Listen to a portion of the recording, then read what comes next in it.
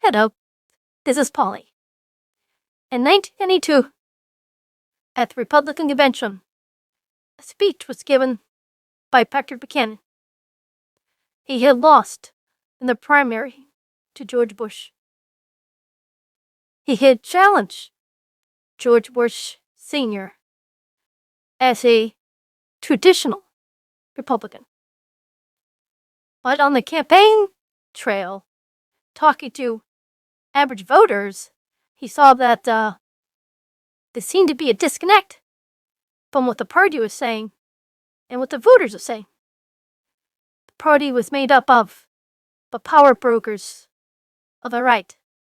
They were the military-industrial complex, the big corporations, big money donors, the usual. His speech was hated by the establishment and ridiculed by the media. But the disconnect he saw has gone worse. The rich have got richer, the poor, poorer.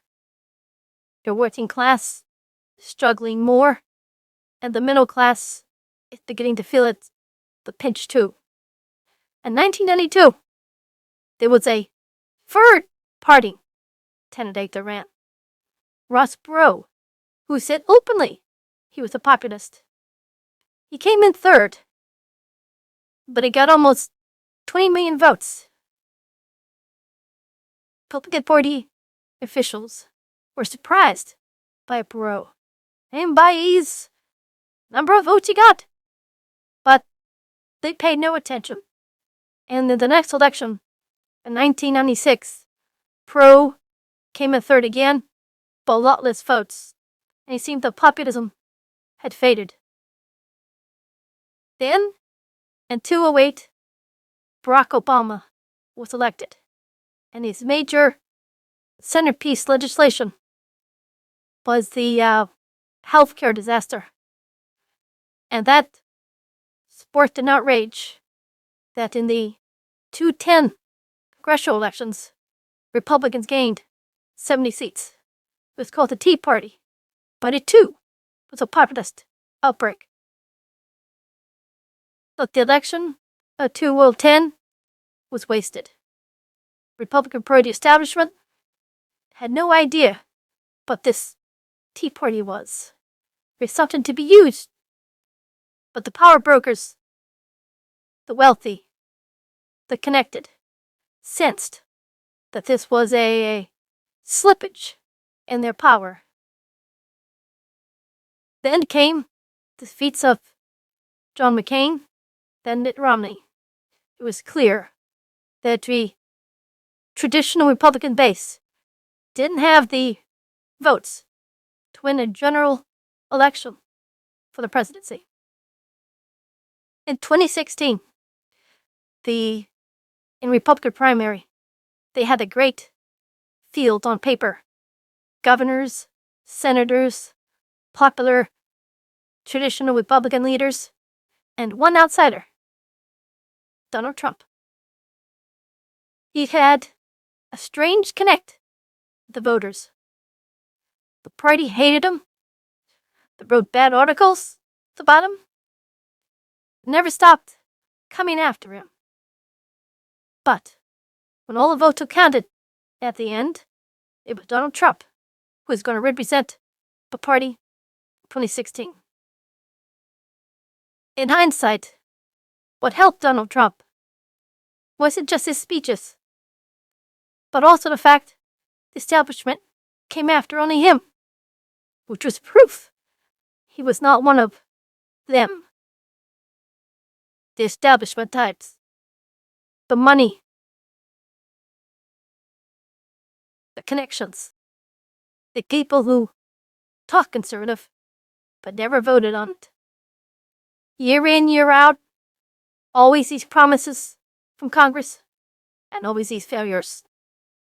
Even in 2010, became nothing but a failure. Trump brought a new type into the Republican Party, and they now clearly control it. columnists who opposed the populist, some like George Will, just disappeared. National Review faded. And those congressmen who defied Trump lost their elections. The populists were also aided by the opposition. The Democrats had been taken over by the invasion of the woke, and the traditional leaders in the Democratic Party couldn't stop it. They froze in terror. The aspect of taking them on. No leadership, no guts. Basically, the populist, a lot of working class types, blue collar types, were forced on the Democratic Party. They may not have gone traditional Republicans, but they did follow the populist Trump. The takeaway is that the parties have switched to an extent. Many of the blue collar types, they'll come over to Republicans. But all the billionaires, all the grifters, hypocrites, and that type had gone to the Democrats. They can keep them. It is to the Republican Party. No attacks. Big pharma, big corporations, because of its underpinning of its populist base. That doesn't sit well.